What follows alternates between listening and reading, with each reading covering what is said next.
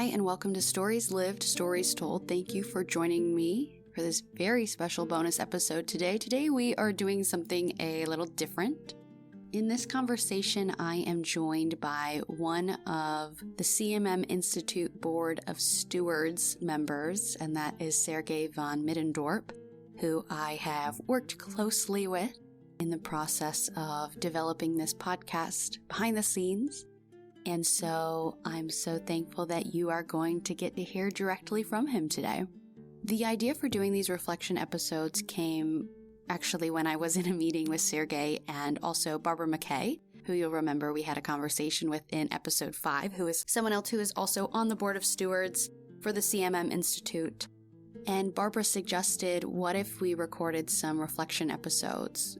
If you've listened to, any of my other episodes and heard me say anything about CMM, you'll know that reflection is an important part of the conversation. And so it only felt natural to try this out and see what happens. Today, Sergej and I are going to reflect on the very first episodes from this season, the 2 episodes that we had with Stephanie Higgs.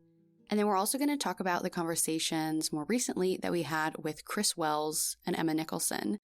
We felt like these 2 went together because they both touched on elements of giftedness. And that was kind of a very simple starting place to say, let's see what other meaning arises when we talk about these 2 together.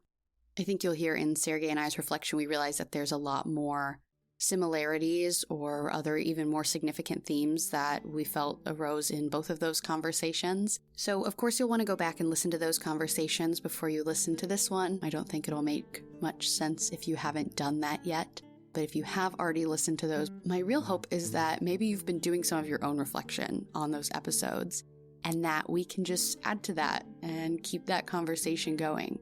I don't think there's really much else to say as a preface other than I'm excited for you to join me and Sergej in this conversation today, and let's jump right in.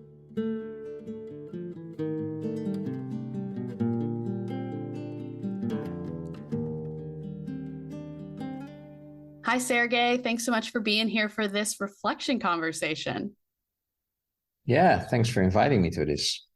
I'm really looking forward to this. And, we've gotten to speak a number of times and work very closely together. And so I'm really excited for the listeners to get to hear your voice and your perspective, because it's always one that I've valued when we've spoken, not in a recording setting.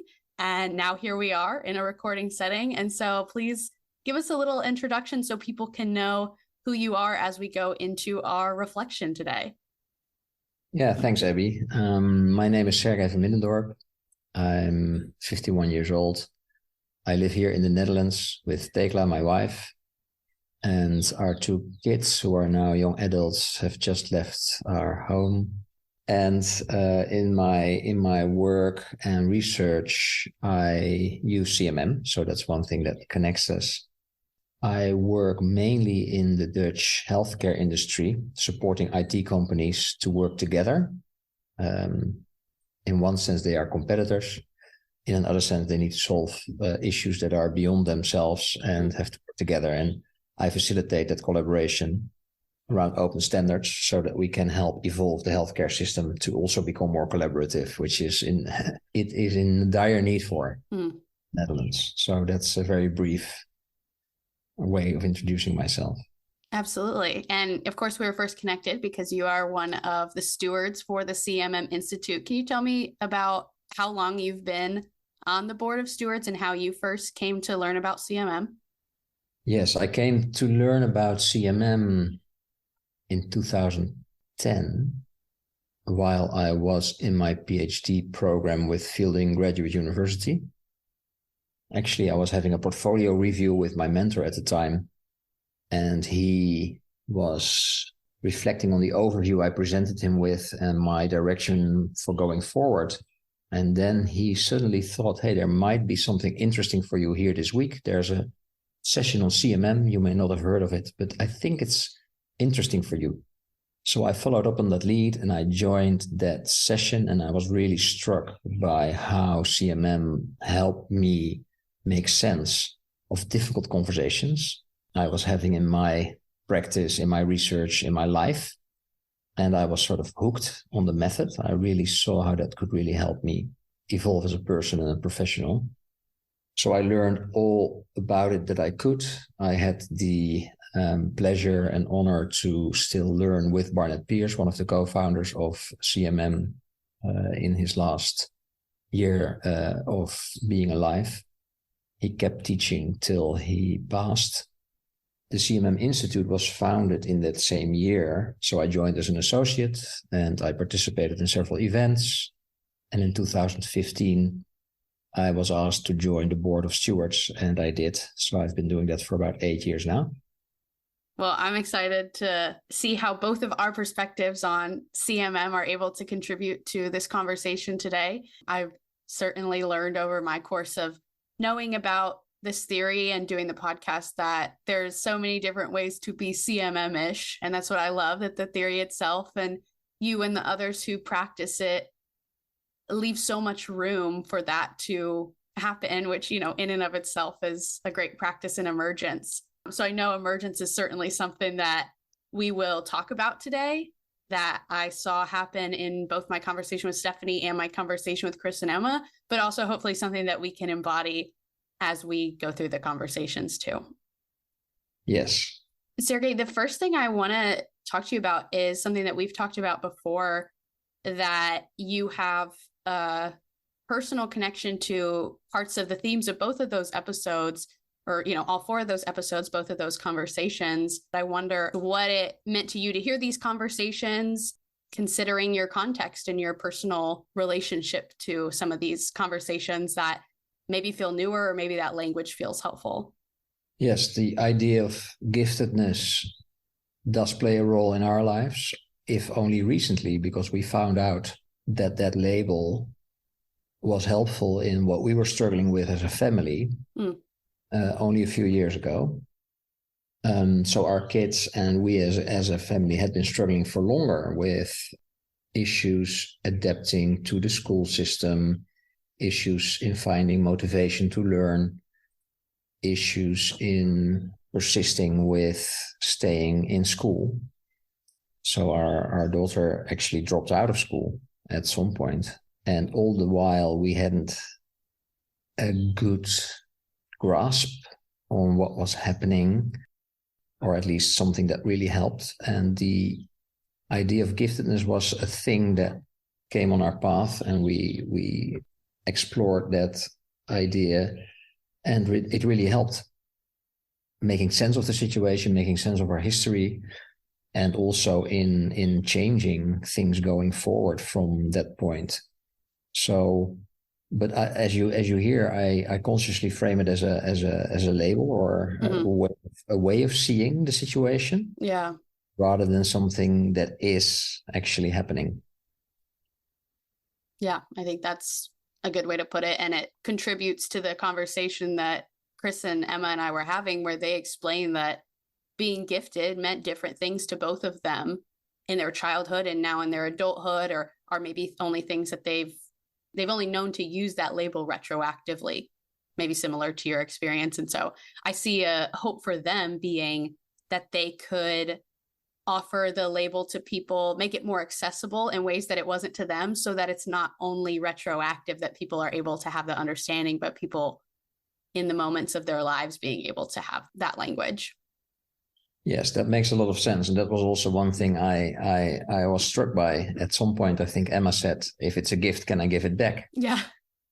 And in how they make sense of it and how they share about their giftedness and their lives, you see that this struggle seems to be at least an integral part of it.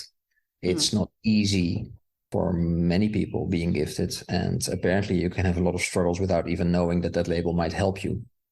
Or in the case of Chris and Emma, they knew this early in their lives, but it didn't really help them. It actually made a negative difference in many shapes and forms. So the idea of disintegration and the theory of positive disintegration as a larger frame also is really helpful in this respect, I think. One of the themes that came up for me as I listened to my conversation with Stephanie and listened back to my conversation with Chris and Emma was this relationship between differences and sameness. in that it almost feels like two sides of the same coin. Like maybe they feel like polar opposites, but they have a closer relationship than we might realize. And I thought it was so interesting that in having a label of your difference, because that's exactly how Chris and Emma described it, of saying, I knew something was different about me. And yet when you find the label and you say, oh, well, other people have experienced this too, or when they start talking about it on their podcast and other people write in and say, oh, that's exactly what I'm experiencing, that in your differenceness, you can find community and sameness among other people, even if they have different differences.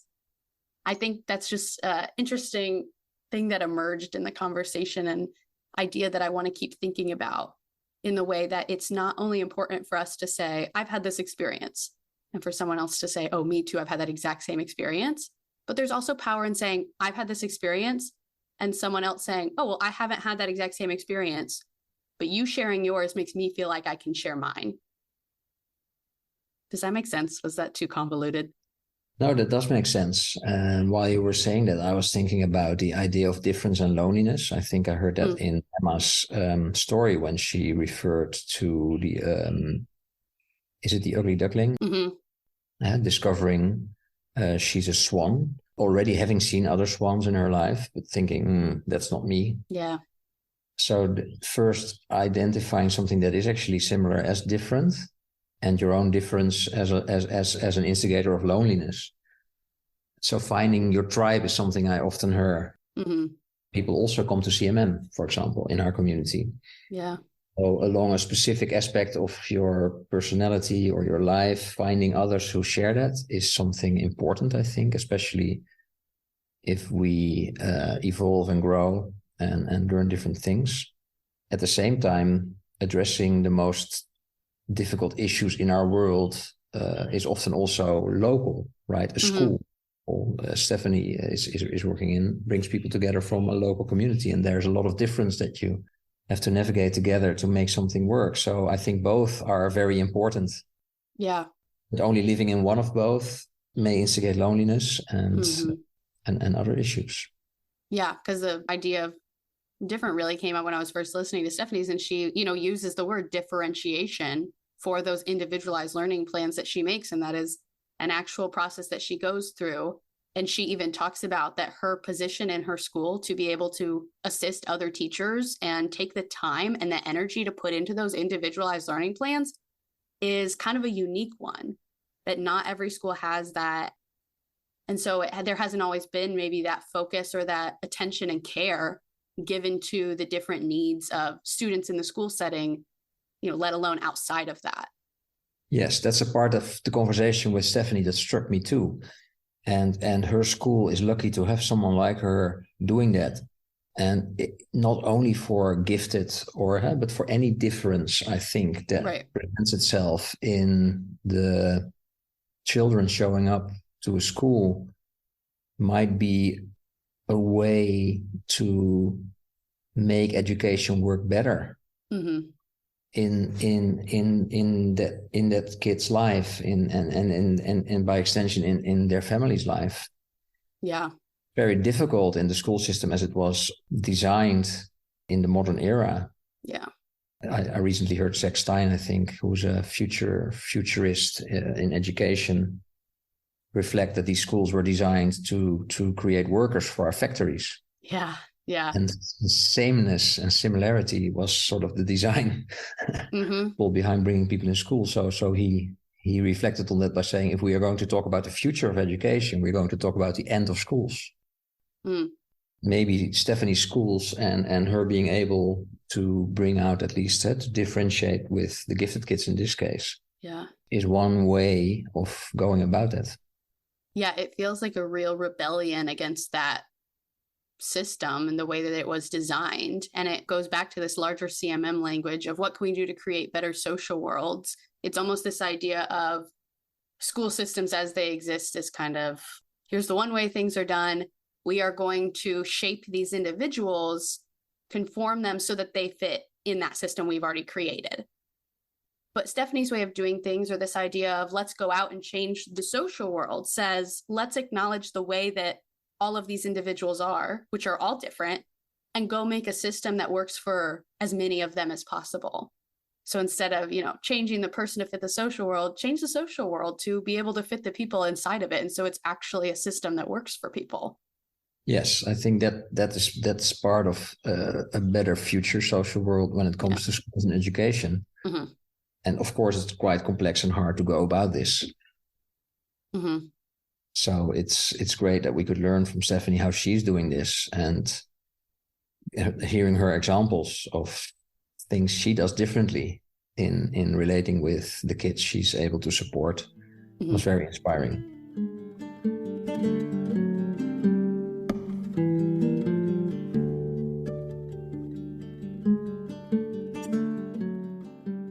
I'm curious if when you were listening to either of these conversations, if there were moments where you thought, oh, I really wish Abbie would have asked that, or this feels like it's missing, or I wish I could know more about X, Y, or Z. Not necessarily in the conversations themselves, because they were very rich and emergent. And I really appreciate how you and your guests make each episode a whole in itself. What I'm curious about when I listen to these episodes is how we bring them together, how we relate one to another, and how we explore themes across episodes, as we are doing now. So I really appreciate this chance between the two of us to reflect on these 4 episodes and these 3 guests. And I really am curious to what will happen if we keep doing that. Yeah, I think it's helpful feels like putting together a puzzle, like maybe each episode or each conversation in this podcast, but also like in a person's life. Every conversation's a puzzle piece, and that's cool to have on its own. But if you do take the time like we're taking now to step back and reflect, then you might start to be able to see the bigger picture that comes together. And I find a lot of value in that for me when I step back in my life and I'm able to say, oh, I kind of see these themes emerging in these events that have happened recently, or these experiences that I've had, or these things that I'm starting to look back on from my childhood, or the lessons that were taught to me, the messages that I received. You can start to see these bigger puzzles out of these smaller puzzle pieces. I love this metaphor because I actually do love to do puzzles. And the funny story is that my mom and I were trying to do one when I was still living at home.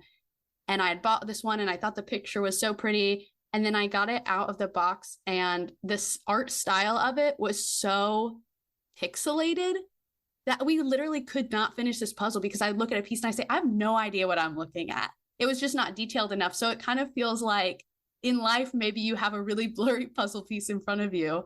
That's a conversation you had, but you don't know what to do with it.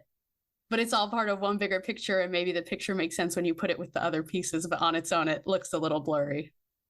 Yeah, that's a great metaphor and a great story, by the way. I recall an earlier episode that we didn't put on our list to reflect on today, where metaphor came up too. Yep. And I think the story there was that, but the puzzle of life doesn't have a box, maybe doesn't have a frame. Yeah. However, we do frame all the time, maybe to make some coherence of what we're seeing. Like in your case, the pieces being very different from the picture you saw on the box. You had to bring very different skills probably to the puzzle than you had thought beforehand. And maybe learn something new. Did you? Absolutely. Absolutely. Yeah. A new way of looking at things, a new lens. And well, to kind of answer my own question to you about, what was missing or what I wish I would have asked, is that it's interesting because I have, outside of this recording, had other conversations with other of the stewards of the board or other people who said, oh, I really wanted to know this about Stephanie, or, oh, I was so curious when she said this of like this other question. And it's hard for me to not go, oh, just experience, crazy regret of like, I should have known. Of course I should have asked that. But, again, with the emergence, which is something I'm definitely having to learn, that does not come as natural to me. I'm more naturally, instinctively a planner. And so embracing emergence has really been a process for me throughout this. And I think it's, as I'm preparing for these conversations, I come up with some questions. I learn about my guests more to make sure I have an understanding of them.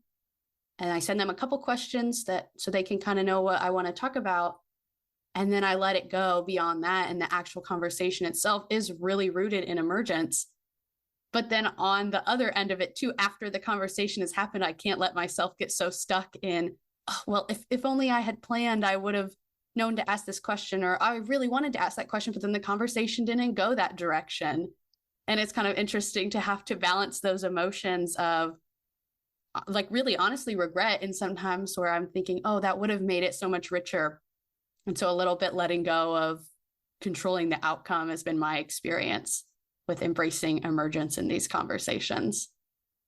Thanks for sharing that, Abbie. I'm really struck by what you're saying here, as I recognize this in my own life. I would call myself a planner too. I was struck by Stephanie, I think early in her first episode, she says she refers to the Enneagram and her being a type 7. Yep. I've learned a bit about that framework too. And in that framework, I'm a 7 too. Yeah. And planning is a fixation of the type 7. So I recognize really having all scenarios and many plans, always more than I can ever realize. And throughout the last few years, I've learned that the opposite of that, which is actually something you could aspire to as an Enneagram 7 in that frame, is to submit to the plan as it presents itself in the moment, and to let go of that. And that seems something you are doing when you do step into the conversations with your guests, and something really beautiful then emerges in each episode. And the imperfection of having to live with what came out of that, I recognize that in projects I've done as well. Yeah. Well, I think for someone like, you and me, and maybe Stephanie even, is that you maybe learn over your life that you can make really beautiful things if you have a plan. Like, I've had some good plans. I've made some good things happen. And so you really have to convince yourself that good things can also happen if you just let them emerge, that it's not all on your shoulders to create the really beautiful thing. And that whether you want to believe it or not, maybe something even more beautiful could happen if you let go of that plan, if you let that plan emerge. But yeah, again, I love emergence because it shows up in the way we talk, and then also the content of what we're talking about. Because as I listen back to these conversations, I just kind of chuckled again, like I did the first time hearing it, when Stephanie said that she sometimes has 4 plans in a night and she's running from place to place and she's so busy and jumping from one plan to the next. And it just makes so much sense to me how I don't do that, but I can understand the idea of feeling like you want to be busy, feeling like you want to make commitments to all these people in your life, and planning because of the kind of culture that's shaped us, at least, in the United States, in this kind of idea of lifestyle of capitalism that is very go, go, go. It's good to be busy. You have to earn rest. And it's these ideas that get into us of we need to be busy all the time. But I think about what is missing if you have 5 plans a night and you go to your one plan, and then after an hour you say, okay, well, I got to go to the next thing. But if you had given time to let that moment with whoever you were with breathe, what could emerge there? Yeah, from a different perspective, one that Chris and Emma, I think, bring in, of overexcitabilities. I recognize in myself also most of the 5 overexcitabilities that were discussed in that episode. Yeah. It's also one way of making sense of, and also of embracing my personality rather than wanting to change that personality. So if I wouldn't also be very active in all these aspects, I would become very bored. Yeah. And so whether I look at it from the Enneagram or from the perspective of overexcitabilities, these different perspectives always highlight something and hide something. Yeah. And indeed, the switching itself maybe is something we could consider also in a CMM-ish way, right? Acknowledging there are multiple perspectives or many ways to look at your own story, or at the story of how we are both excited and also want to be mindful at the same time. And where does this come from? It's really helpful that we are all there's not only one story. Yes, we are each our own story, but we are each also many stories. And that in itself, of course, is like, oh, I'm many stories. That's an exciting idea in itself. It is. And I think separate of the conversations I have on the podcast, but also something that they contribute to, is a theme that I see in my life, is this idea of just finding balance in everything. Or another way I'd say that is I really like this concept of both and. which is another way to say that it's complex and there's multiple stories. Both this is true and that is true, even if they might seem contradictory. Just multiple things can be true at the same time.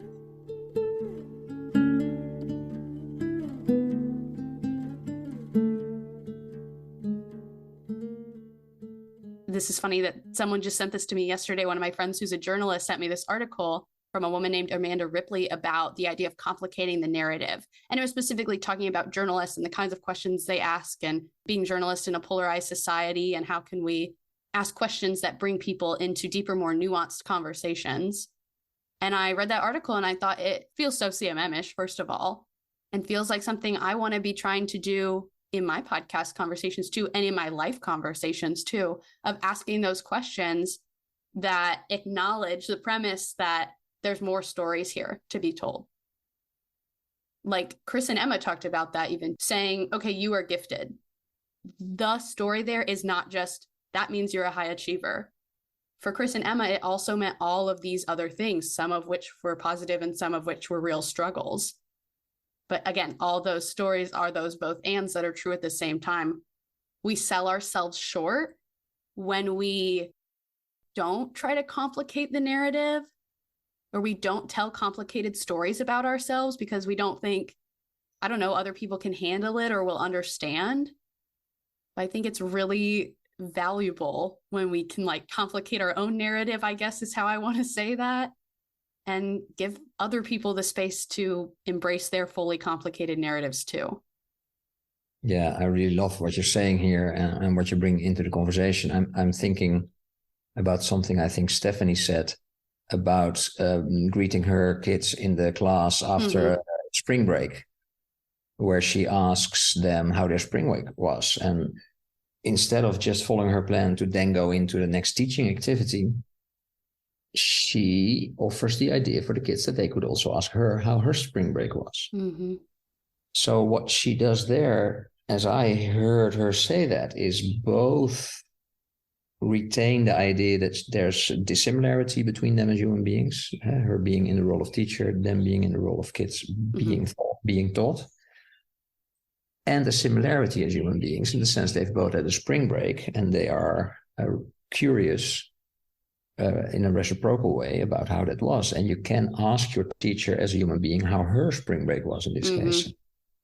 That also complicates, I think, already at a very young age, the situation, that the pattern that they find themselves in, and plays different constellations in that situation that might, if we repeat this often and often and often, help us complicate our stories and appreciate the complexity and the many different perspectives that are always in every situation.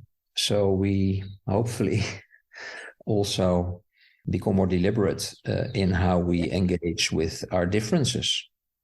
I love the way you're putting it, because it's kind of combining that very first thing we talked about and the idea of both and of, in Stephanie's actions, she is saying we are both different and the same. And I think that's maybe a good lens to go through conversations with too. Approaching people and understanding that you are both different and the same as them. And to be able to celebrate both of those, I think. Because that's what I think Stephanie talks about in her work, whether she's explicitly saying it, it's what's happening, is that she is creating a place, a social world in her school where they are celebrating the differences, or normalizing them at the very least, which is still powerful. And also she teaches that reciprocity and tries to find the shared humanity. Yes. And I think what she does by doing that and by living that story, because she's so vibrantly present in how she actually, I could really clearly see her doing that, even if it is an audio podcast. It was very vivid as I heard her share that. I think she does something what we really try to do in the CMM Institute as well, is to foster what we call personal and social evolution. Yeah. And one of the miracles that Barnett wrote about in one of his last writing is that we are reflexively self-aware. Mm-hmm.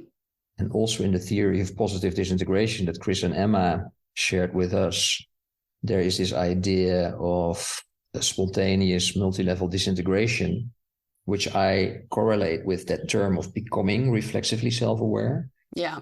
Somehow you emerge from a disintegration struggle that you have in your life, and then all of a sudden you think, hey, there is something in me that can make sense of the process as a process that I've done. And the sooner we support kids, I think, in developing those skills, in trying out plays or games in the classroom with this, the more chance we have that they will go through that period of disintegration in their lives and come out on the other side and maybe healthier than they got in. That somehow feels important. One of the things that Stephanie explicitly said, and I think it showed up in my conversation with Emma and Chris too, is she said, I've never seen my next turn in education coming. And I think that's a great thing to admit, because we want to look back and say, oh yeah, of course that path happened to get me where I am now, because it feels like that sometimes. But again, honestly, for as much as we can plan, there's a lot in life that just has to emerge, and we don't have control over it. And it's going to emerge one way or the other. And we don't know what the turn after that will be, and the turn after that, and the turn after that. And so I just thought it was really honest of her to say, I had no idea that this is what would happen. Because I also think there's maybe a value around, you ask someone who's in high school, well, what are you going to do? What's your plan? And people want to hear that, well, I'm going to college and I'm going to study this and I'm going to do this job and have this degree and I'm going to XYZ. People like to hear that other people have a plan, because that sounds really nice. But so much of it is just emergence. And like you're saying, like Chris and Emma said too, I think Chris was mentioning the difference between her dad and her, and how she was able to experience that multi-level disintegration in a positive way, whereas she has, moved through that where he was unable to. And she said that part of that was the relationships that she had, but also she kind of acknowledged, like, I don't know what it was. What is the difference between someone who can have a disintegration that's positive and a disintegration that is not? Yeah, what emerges in our conversation here for me is the idea of mystery that we use in CMM. So knowing that we don't know, maybe more than we would like to admit. Yeah. And pointing to that not knowing is a very powerful way of appreciating that, I think. Yeah. And then maybe even resisting the temptation to try to answer the own question brings in a lot of, in my experience, I think power is a good word, not in a formal or personal sense, but in a relational sense, maybe, to relate to a bigger picture that we are all part of, that we don't know. But something striking in that specific story that Chris shared was also her relationships, indeed, being part of a social world with other people who care about you and want the best for you as a very important condition for growth. Yeah. That's the hope, I think, from all these stories that we've heard. Having teachers like Stephanie in your life, of keep finding people on your path that really care about you and want to help you through, even if your own father can't. Yeah. In these two conversations, and almost every conversation I've recorded, I say, who are you? What's your story? Introduce yourself. And people almost always immediately start talking about their relationships. Like, people know that those are important for understanding who they are in one way or another. And it's whether you realize it on the level that we're talking about it or not, I think people know. They feel that those relationships are meaningful to understanding who they are. Yes.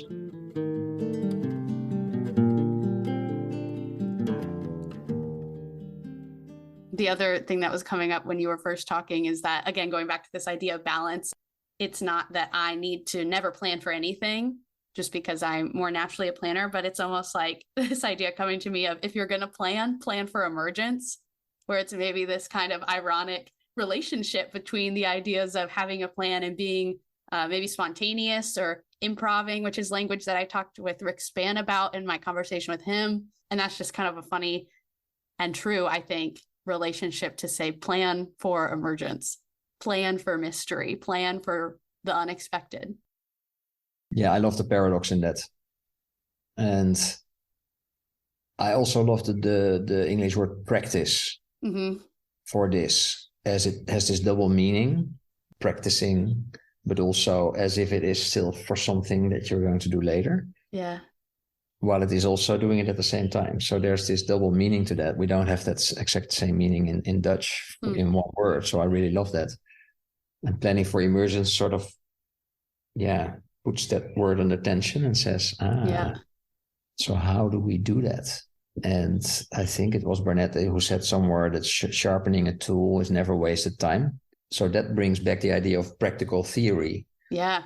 That he talked about, and of course the theory of positive disintegration, the theory of CMM that you try to sort of juxtapose also in your conversation with Chris and Emma, and found a lot of resonance between the two. I think are interesting in the sense that they, at least positive disintegration theory in that conversation, also showed up as something, if you know, as a stairs metaphor, I think, if you know the steps on the stairs, then suddenly it becomes very practical to see, hey, this is something I could do next. Yeah. And I think that emergence relationship lies between theory and practice somehow. If you are able to bring your own story and the theory together, and you can see what is realistically emerging on your path as a possibility, then the plan unfolds as a next step. However, I've also found myself in situations where I have been planning something very deliberately, and the next step, and the next step, and the next step, and then you're caught in planning. Yeah. Then the practice becomes planning itself, and then planning for emergence as a paradox or as a metaphor is really helpful. So thank you for offering that. Yes.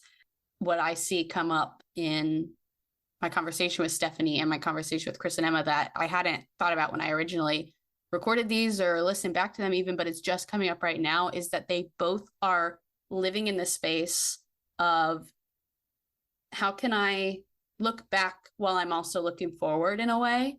Because I hear Chris and Emma talk about, well, through my relationship to the theory of positive disintegration, through finding out about overexcitability and all this different language, retroactively, I'm able to go back and heal maybe my younger self, or to understand things about my past or other people's past in this way.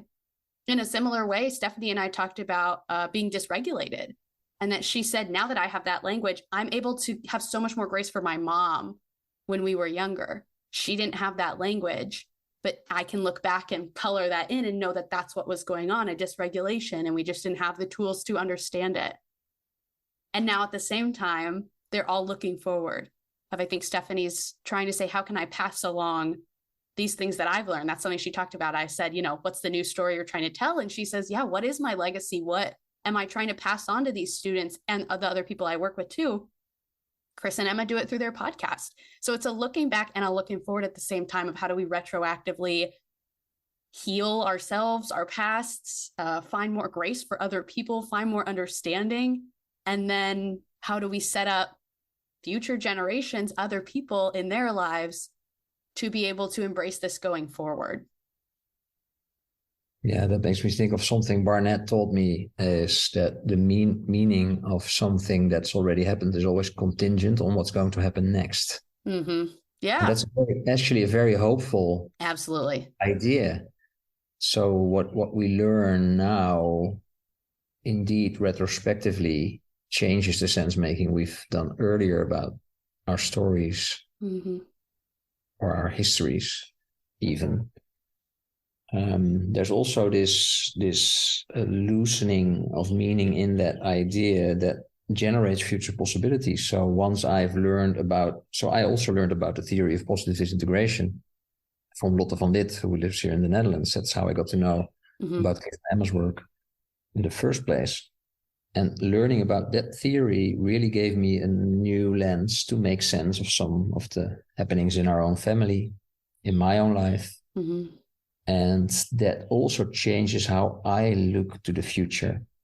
And in that sense, every theory Dysregulation, for example, I resonates for me with the theory of polyvagal theory. Have you heard of that? I'm not super familiar with it. Well, that's also a theory that's emergent as something in psychotherapy, psychology, education, and looks at the role of our nervous system and how that influences our bodily sensations and through that our mental states, rather than so a very embodied way of looking at psychology, and a really helpful language to understand our states of mind, our feelings, our emotions in certain situations, and practically do something about them.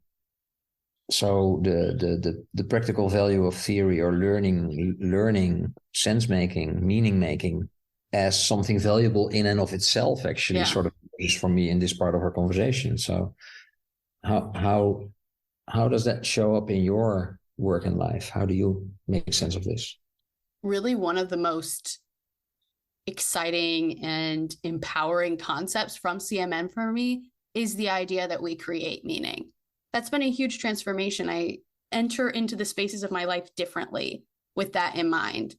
I'm almost always thinking about it because it's just, for me, it's whether I decide to make new meaning of something or not, it's a great practice to just try on what it feels like. What if that meant something different to me? What if I created the meaning around that differently? What are the contexts that played into the way I made meaning in the first place? What's different now? How is that meaning changing? And yeah, exactly what you said that Barnett said. The meaning of something that's already happened is contingent on what happens next. Is that we are all always doing that, looking back and looking forward. The idea of creating meaning, I said it already, but it's an empowering one. I don't know if other people experience it in that way, but it's that personal evolution part of the CMM Institute's personal and social evolution, is that it gives you that personal power in a way to relate to things differently, to understand things differently. It just makes me feel I'm not at the whim of some totally big, uncontrollable thing. In so many ways, I absolutely am, and we all are, because again, there's so much we can't control. But if I can control the meaning I make, that feels like that gives me just enough power to hang on to then be able to have peace, or understanding or acceptance around everything else that is out of my control that I have to let emerge. That sounds really powerful, Abbie. Yeah. And hopeful too, because if we can appreciate indeed that we are part of this much bigger system, most of which is indeed outside of our control, yet we do have some influence on what we are making in our small space, in our personal relationships. And those change us, we change them. And we make that meaning. We have this small space that we can make better.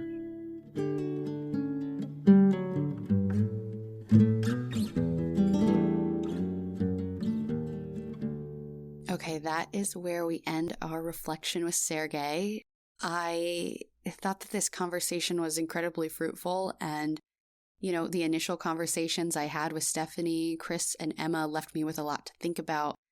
And then this conversation just added that many more layers to keep thinking about. So it's a true testament, I think, to the fact that these conversations don't really end when the episodes end. So I'm excited to just see what else comes up as we continue to do more of these reflection episodes. As always, I am supported not only financially, but in many ways by the CMM Institute for Personal and Social Evolution. It's people like Sergej, people like Barbara, and many others that you haven't got to meet yet, but I'm hoping you will over the course of these reflection episodes that make these conversations possible and encourage me on in my work and really just guide me in really wonderful ways. I think we've already done the really great next turn of reflecting, and if you feel like there's more to think about, then obviously keep that up.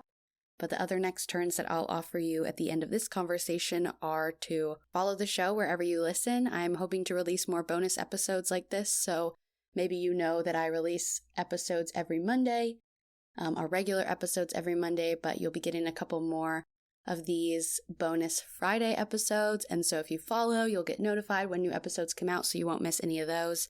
Also, it is so helpful if you can rate and review the show. If you're on Spotify, it's right there at the top. If you're on Apple Podcasts, you can scroll down to the bottom. Super easy to do. And again, super helpful to get the podcasts in front of more people. And as always, I really appreciate your feedback. The other next turn I want to offer is to connect with me. And I have an Instagram, which is at Stories Lived, Stories Told Pod.